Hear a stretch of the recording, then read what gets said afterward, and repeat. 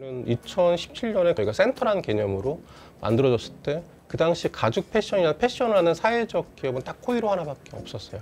당시에. 그래서 저희가 보통잡도 만드는 거 교육도 하고 뭐 사회적 기업들, 뭐 스타트업도 기타 등등 해서 현재 11개 정도의 사회적 기업이 존재를 하죠.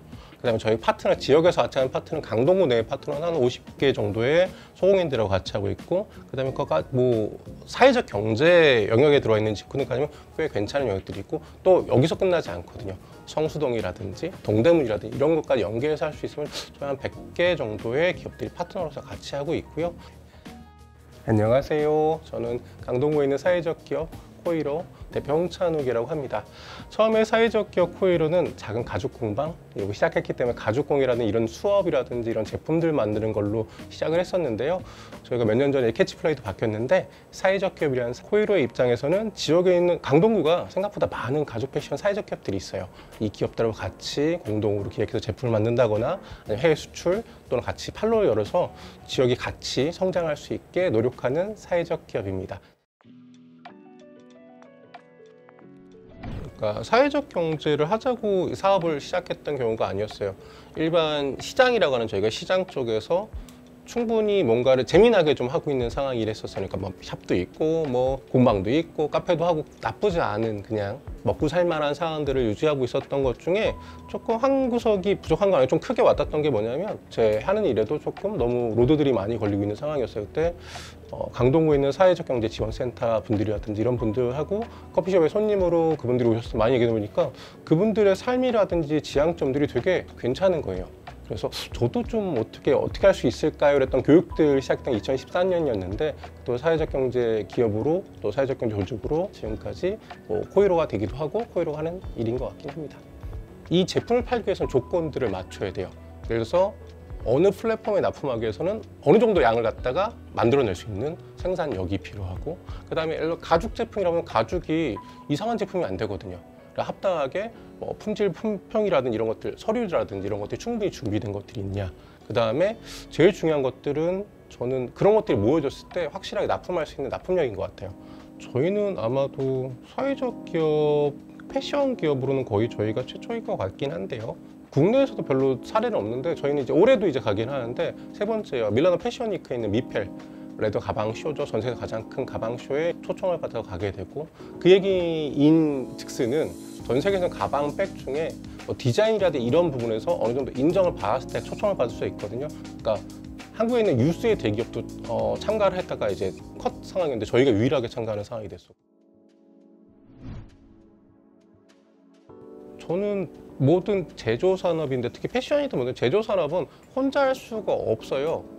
혼자 할 수 없다, 혼자 할 수 있다고 하는 사람들은 저는 그 일을 못하는 사람이라고 생각하고요. 많은 시스템들이 필요하거든요. 사람도 필요하고 장비도 필요하고 수많은 것들이 필요한데, 한 개 기업이 특히 뭐 사회적 경제를 시작해서 작은 기업들이, 공방들이 할 수 있는 구조가 아니에요. 하나하나 사람들이 하청업체가 아니라 수평적인 구조에서 좀 같이 해보자. 이게 저희는 이제 구글 모델이라고 하는데, 이런 식으로 해서 같이 성장할 수 없을까 부분에서 저희가 했던 것들이 기획돼서 해외쇼에 갔을 때도 행사장을 같이 꾸밀 수도 있는 것이고, 최근의 사례는 SRT라고 있습니다. 고속철 하는 회사에서 SRT 굿즈를 갖다가 지역에 있는 한 6개, 7개 사회적 기업들이 공동으로 기획해서 굿즈들을 출시하게 되죠.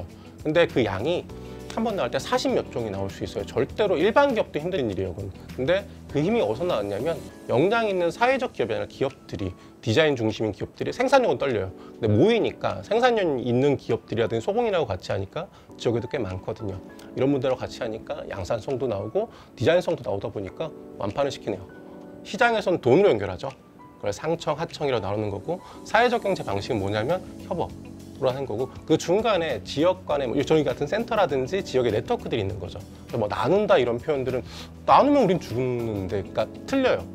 왜냐하면 우리는 모여야 힘이 되는 영역이 제조라든지 이 영역이기 때문에 같이 할 수 있을 때 훨씬 더 확장성이 있고, 그 다음에 해외 수출했을 때 가장 충격이 뭐였냐면, 저희는 지역에 있는 같은 업체들하고 같이 갔잖아요. 설명할 수 있는 단어가 딱 하나밖에 없더라고요. 쿱. 협동조합입니다. 근데 이태리에서는 일반 저희가 주식회사 SR이라고 하는데, 주식회사보다 협동조합 훨씬 더 크게 봐요.